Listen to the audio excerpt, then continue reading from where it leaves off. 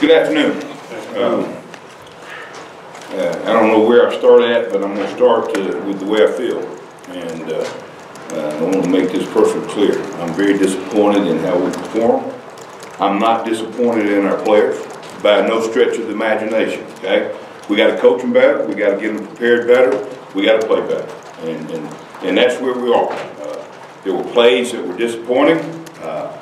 You know, I've never started a game, or we've never started a game that way. We played 3 plays. They gained 160 yards and 14 points. You know, and from there on, it didn't get much better. So, what we got to do, and we're already in the process of putting that behind us. A lot of lessons to be learned for me, our staff, as well as our players. With that said, now I'll start taking questions. Raise your hand, we'll get a mic to you.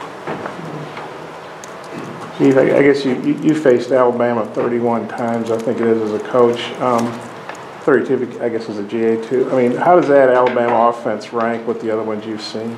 You know, how can you say anything other than it's probably the best? And I think, you know, as you see them, you know, they've kind of evolved to a different style of offense than, you know, since when Coach Saban got there. You know, they were a big pro team. I ran the ball. They still do a little bit of that, but they're a lot more spread, a lot more RPOs. They got obviously a very, very talented quarterback, and he's got a lot of talent to get the ball to, and they did a great job of preparation and a great job of executing. So I don't know. I used to say 1995 we faced the Ohio State team in the bowl game that I thought maybe was the best at that time, the best offense we'd ever played against. I can't say that anymore. Coach Morris had said that you got out-leveraged a lot against Alabama. How much of that was mistakes that your players were making versus the speed that you were seeing on your side? Well, I think, you know, and again, you know, we won't talk players, but, you know, first play of the game, we had a Y that came back behind the formation that we should have picked up, should have made that play. And even when we didn't make that play, we had 3 or 4 opportunities to get him tackled. And that didn't occur. Now, they got talented people running with the football. The third play of the game, you know, we did finally get him on the ground. Ball came out. You know, they recovered it. You know, and scored a touchdown. You know, so those kind of things happen. But yeah, you know, and were there some calls or times when we could have been in better calls? You're doggone right. You know, and I take that. You know, I take that in consideration when we sit in there and watch that film. And I don't hide it from our players. If we're not in a great call, hey, that's on me. That's on me. And I'm gonna own my work. There's no question about that. You know, our players have done a tremendous job of preparation. They've given us outstanding effort, and we just got to teach them better. We got to help them, and that's what we got to do, and that's what we're going to do. And we've already started the process. Ole Miss has put up a lot of big numbers too this year. Are there similarities between Alabama and Ole Miss? What are? Well, there are, but you know, Ole Miss's receivers are fast, but we're talking about guys that are 6'4", 230 pounds, and they're bigger. They're stronger. Hopefully we can get enough people around and tackle. You know, that's what we got to be able to do. But yeah, they've got a great scheme, and it's where college football has evolved to. You know, you spread people out, you run RPOs, and you know you're forced and absolutely forced to be in man coverage. You know, even if you call a zone because of what's happening, you're going to be in some one-on-one situations, and you can call it a zone if you want to. But it's man on man, and we've got to make plays on the perimeter when that happens. And you know, certainly I think we you know got some work like a lot of people to do there. And then you got to play the running game. You know, how do you spread out? You know, when they got you know guys in the box, they got a wide, they got a tailback in the game, and you got to account for the running game. If you don't, you're going to get burned there.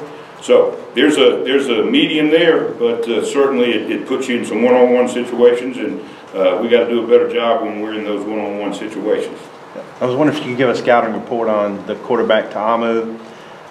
Did A&M play Ole Miss after he started playing, or was it before last year? After. Can you give a report on him, what you've seen him? Well, he's a good player, and obviously he's a tough young man. Runs the football.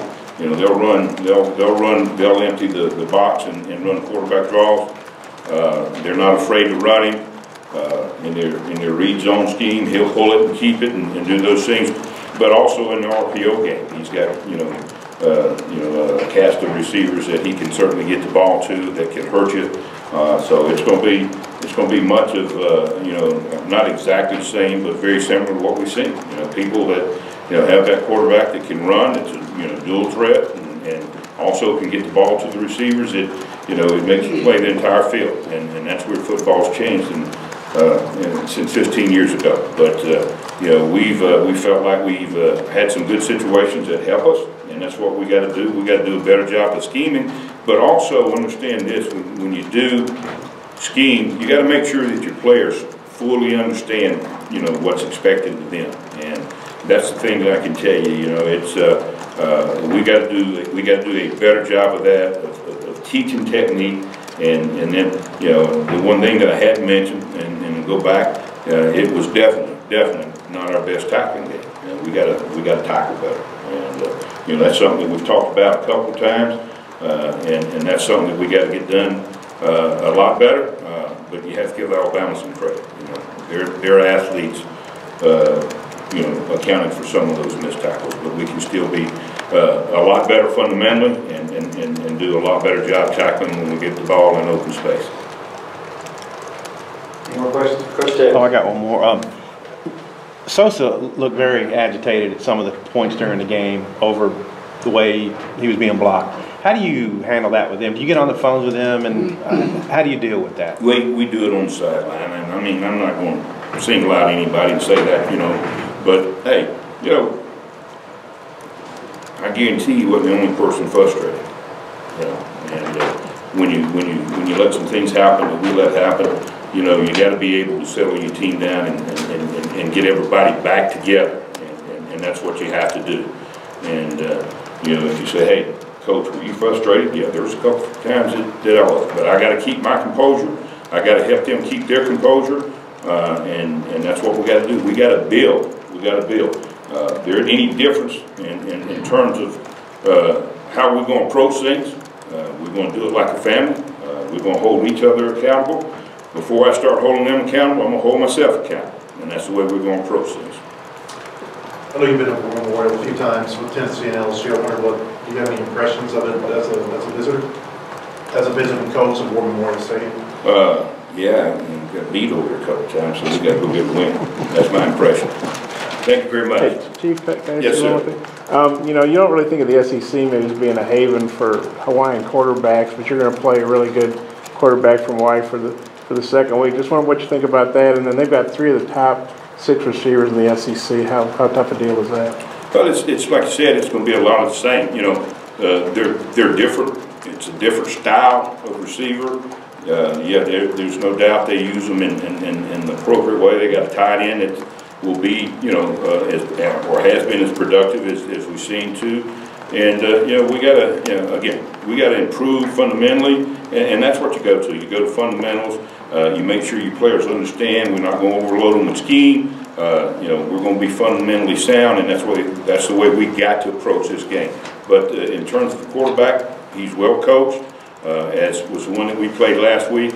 As polished as they come, and we've got to try to do some things to create some situations within the pocket where we got him moving around. And we didn't get that done last week, and that's going to be important that we do that this week. Do you ever think you'd be playing in the SEC 2 Hawaiian quarterbacks and back-to-back? You know what? Never really thought about it. But here we are. Thank you, guys.